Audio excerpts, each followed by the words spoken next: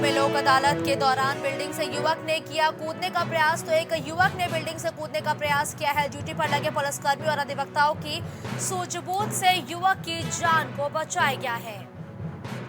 बहुखंडी building से court परिसर में युवक ने किया आत्मदाह का प्रयास, जिसको पुलिस और अधिवक्ताओं ने बचा लिया है। पुलिस मामले की जांच पड़ताल में भी अब जुट गई है। वजीरगंज थाना क्षेत्र स्थित बहुखंडी बिल्डिंग का ये पूरा मामला बताया गया है, जहां एक युवक ने बिल्डिंग से कूदने का प्रयास किया है। तो लोक अदालत के दौरान बिल्डिंग से युवक ने कूदने का प्रयास किया है। ड्यूटी पर लगे पुलिसकर्मी और अधिवक्ताओं की सूझबूझ से युवक की जान को बचाया गया है। तो वहां पर मौजूद पुलिस और अधिवक्ताओं ने सूझबूझ का परिचय देते हुए युवक की जान को बचा लिया है। बहुखंडी बिल्डिंग से कूदने का प्रयास कर रहा था ये युवक, जिसका वीडियो भी अब सामने आ चुका है और वीडियो के जरिए हम ये समझ सकते हैं कि जो युवक है वो बिल्डिंग से कूदता हुआ दिखाई दे रहा है, लेकिन मौके पर मौजूद पुलिस और अधिवक्ताओं ने युवक की जान बचाई है। इस खबर पर ज्यादा जानकारी के लिए हमारे सहयोगी कलीम हमारे साथ जुड़े हैं। कलीम, लोक अदालत के दौरान एक युवक ने बिल्डिंग से कूदने का प्रयास किया है, क्या कुछ है ये पूरा मामला? आज लोक अदालत का आयोजन किया गया था। इस आयोजन के दौरान सभी लोग पहुंचे हुए थे, लेकिन इसी दौरान एक युवक जिस तरीके से जो बहुमंजिला है यानी कि 3 मंजिला जो इमारत है वहां से जो कूदने का प्रयास किया, इसी दौरान जो वहां पर मौके पर पुलिसकर्मी तैनात थे और जो अधिवक्ता लोग थे उन्होंने जो सक्रियता दिखाई और जैसे ही वो लटका उस दौरान ही उसको जो है पकड़ लिया। तो फिलहाल अगर जिस तरीके से अगर वो नीचे गिर जाता तो एक बड़ा हादसा भी हो सकता था, जिसमें उसकी मौत भी हो सकती थी। फिलहाल इस हादसे के बाद से आखिर उसके कूदने की क्या वजह है, क्या कारण है, इस मामले को लेकर के जो है पुलिस उसको हिरासत में लेकर पूछताछ कर रही है, लेकिन अभी तक जो कारण है वो स्पष्ट नहीं हो सका है। और फिलहाल पुलिस ने भी अभी इसकी आइडेंटिटी जो है क्लियर नहीं की कि आखिर इस युवक का नाम क्या है और यहाँ पर किस मामले को लेकर के आया था, किस मामले में सुनवाई थी। फिलहाल पुलिस उसको हिरासत में लेकर पूरे मामले में तफ्तीश करने में जुटी हुई है। बिल्कुल, धन्यवाद कलीम इस खबर पर हमारे साथ जुड़ने के लिए।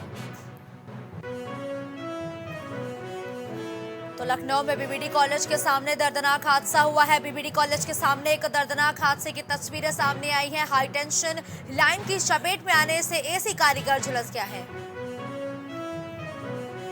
हर्बल ब्यूटी पार्लर का एसी सही करने छत पर चढ़ा था कारीगर, जो हाई टेंशन लाइन की चपेट में आ गया। झुलसने के बाद हाईवे की सर्विस लेन पर गिरा एसी कारीगर। वही घायल युवक को आसपास के लोग अस्पताल में भर्ती कराने के लिए भी लेकर पहुंचे थे, लेकिन आपको बता दें कि राहगीरों ने इस पूरे मामले की सूचना भी पुलिस को दे दी है।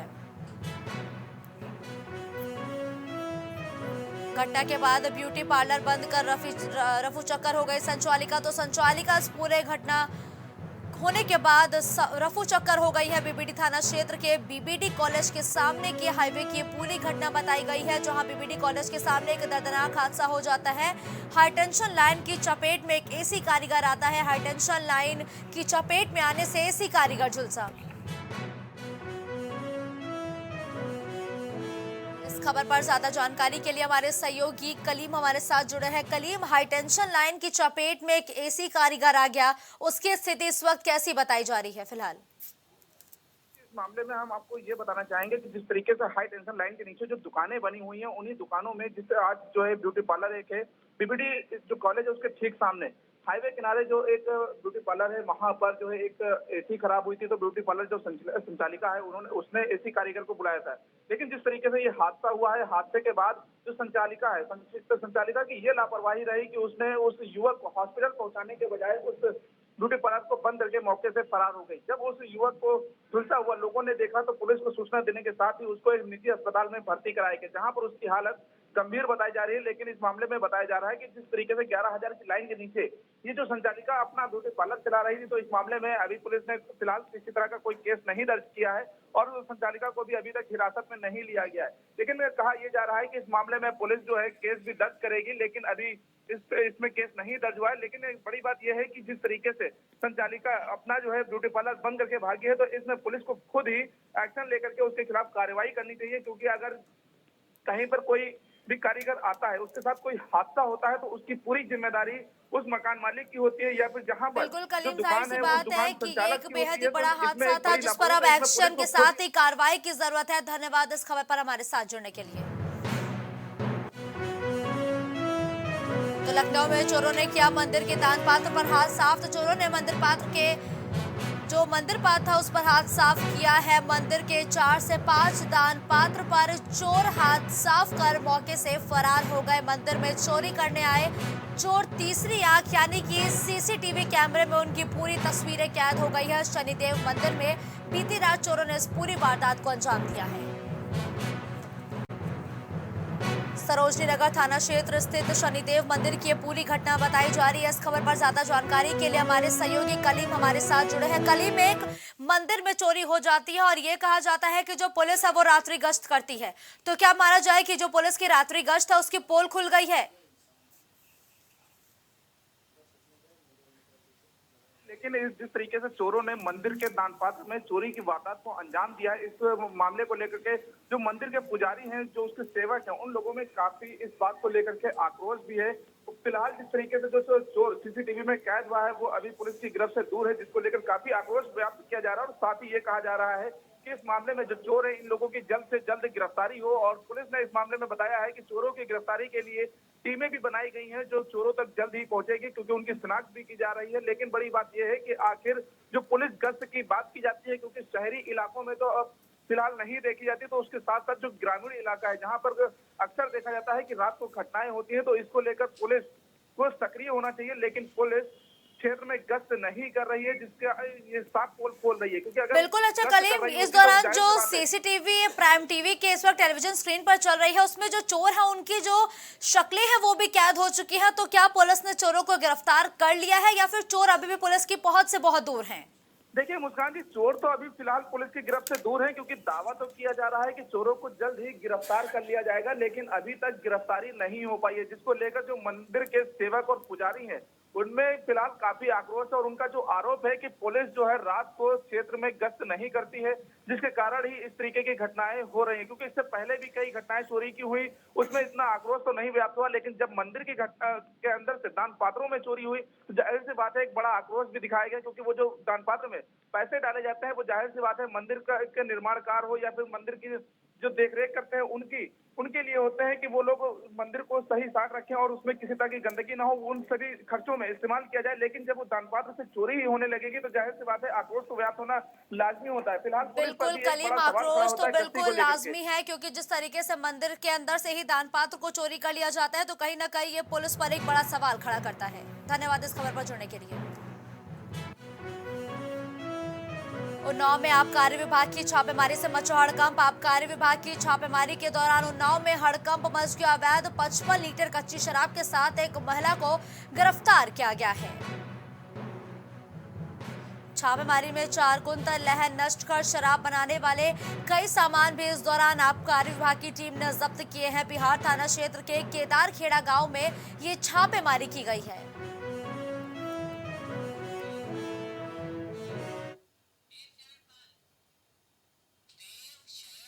इस खबर पर ज्यादा जानकारी के लिए हमारे सहयोगी तेज शरणपाल हमारे साथ जुड़े हैं।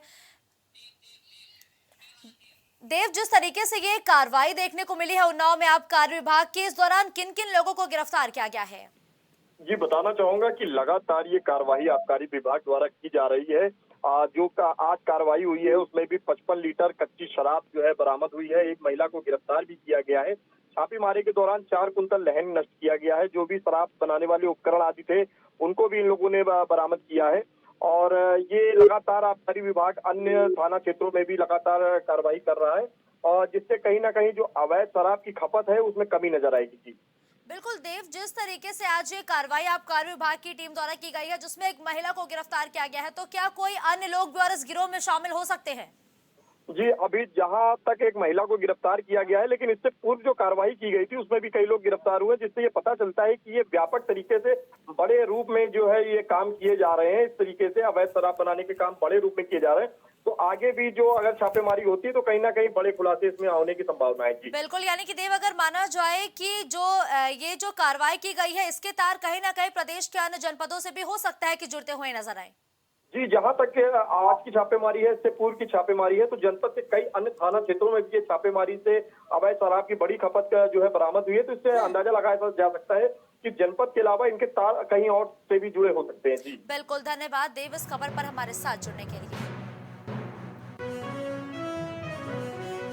तो लोकसभा चुनाव से पहले बसपा सुप्रीमो मायावती ने की समीक्षा बैठक। बसपा सुप्रीमो मायावती ने समीक्षा बैठक की है। दिल्ली, एमपी, जम्मू कश्मीर, झारखंड में पार्टी को मजबूत करने के दिशा निर्देश इस बैठक के दौरान दिए गए हैं। वहीं मायावती ने सभी राज्यों में पार्टी के जनाधार बढ़ाने के भी अब दिशा निर्देश सभी दिग्गज नेताओं को दे दिए हैं। सभी नेताओं और पदाधिकारियों को ये दिशा निर्देश दिए गए हैं। तो लोकसभा चुनाव से पहले मायावती एक बार फिर से एक्टिव हो चुकी है। जी हां, बसपा सुप्रीमो मायावती ने समीक्षा बैठक करते हुए दिल्ली, मध्य प्रदेश, जम्मू कश्मीर और झारखंड में पार्टी को मजबूत करने के दिशा निर्देश सभी पदाधिकारियों को दिए हैं। साथ ही मायावती ने सभी राज्यों में पार्टी के जनाधार बढ़ाने के भी अब निर्देश जारी किए हैं। वही समीक्षा बैठक में एक रणनीति भी तैयार की गई है कि किस तरीके से 2024 का चुनाव बसपा लड़ती हुई दिखाई देगी, क्या रणनीति होगी। तो वही लोकसभा चुनाव से पहले बसपा सुप्रीमो मायावती ने समीक्षा बैठक की और इस बैठक में दिल्ली, एमपी, जम्मू कश्मीर और झारखंड में पार्टी को मजबूत करने के भी निर्देश दिए हैं।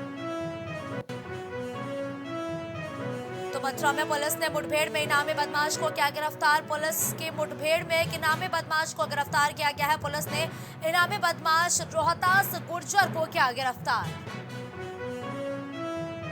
बदमाश पर मथुरा में 1 लाख और राजस्थान में 25,000 का इनाम घोषित था, जिसे अब पुलिस ने मुठभेड़ के दौरान गिरफ्तार किया है। अंतर्राज्यीय लूट गैंग का शातिर सदस्य रोहतास गुर्जर मुठभेड़ में गिरफ्तार किया गया है।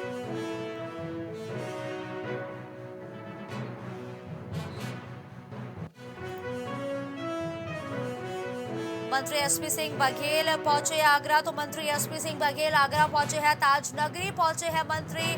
आगरा कैंट स्टेशन पर बघेल का भव्य स्वागत भी किया गया है। 2024 को लेकर इस दौरान वो विपक्ष पर तंज कसते हुए भी नजर आए हैं। आपको बताते चले कि एक दूसरे को गाली देकर अवसरवादी अब एक हो रहे हैं। तो ये बयान दिया गया है एसपी सिंह बघेल द्वारा ताज नगरी आगरा में, जहां 2024 के चुनाव के दौरान सवाल पूछे जाने पर वो विपक्षी पार्टियों पर जुबानी तंज कसते हुए भी दिखाई दिए हैं।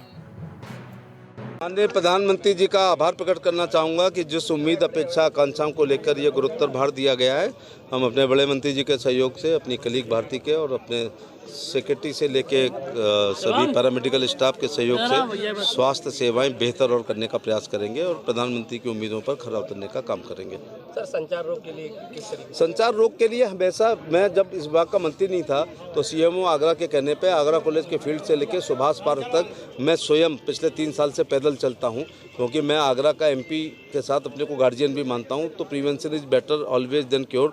तो जब बरसात आने वाली है, हमें कूलर में पानी को बदलना है, हमें गड्ढों में पानी को हटाना है और जो ये एनाफ्लीज और क्यूलेक्स मच्छर हैं जो इसके कारण होते हैं उसको मारना है, कीटनाशक का प्रयोग करना है, सैनिटाइज करना है, सफाई रखनी है और लक्षण आने पर हमें सरकारी अस्पताल में जाना है। तो इस खबर पर ज्यादा जानकारी के लिए हमारे सहयोगी जीशान जुड़ चुके हैं। जीशान, मंत्री एसपी सिंह बघेल आज ताजनगरी आगरा पहुंचे हैं, क्या कुछ इनका कार्यक्रम निर्धारित किया गया है? जी मुस्कान, बिल्कुल मैं आपको बता दूं, केंद्रीय स्वास्थ्य एवं परिवार कल्याण राज्य मंत्री बनने के बाद एसपी सिंह बघेल पहली बार आगरा पहुंचे और सबसे पहले आगरा के जो आगरा कैंट रेलवे स्टेशन पर उनका भव्य स्वागत किया गया। फिर वहां से उनके निवास तक जगह जगह पर उनका फूल माला से स्वागत किया गया। फिर उसके बाद वो अपने निवास पहुंचे। निवास पर उनका तमाम जो आगरा के कार्यकर्ता और जनप्रतिनिधि थे उनके निवास पर पहुंचे, उनका स्वागत किया। वहीं एसपी सिंह बघेल जो स्वास्थ्य कल्याण मंत्री बने हैं, उनका साफ तौर से कहना है कि जो सबसे पहले मेरी प्राथमिकता रहेगी स्वास्थ्य को लेकर रहेगी, जो हर मानव को सर्वोपरि रहेगा। जी बिल्कुल, धन्यवाद जीशान इस खबर पर हमारे साथ जुड़ने के लिए।